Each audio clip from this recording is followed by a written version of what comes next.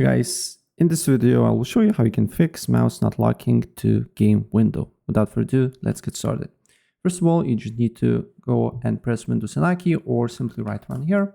Then here you just need to write regedit. And then on this new window, you need to expand HKey local machine here. Then you need to go and expand software. Then you need to go and expand Microsoft. Microsoft should be somewhere here.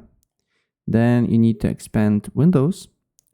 Go to Windows, be on the bottom. Windows here. After Windows, you need to expand current version. Current version. You need to look for a current version here. Expand it.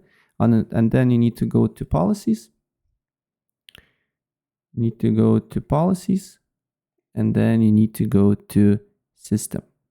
Expand system here, and then you need to see this window. Then if your mouse not locking up, you need to go to enable LUI, and probably here is 0. So we need to change to 1, apply to changes, and look if the problem persists. If for some reason it's not working, then you go back here, change it to 0, press OK, save it, restart your computer, and then go back here and change it to 1. And again, restart your computer and look if the problem persists, but it should fix your problem.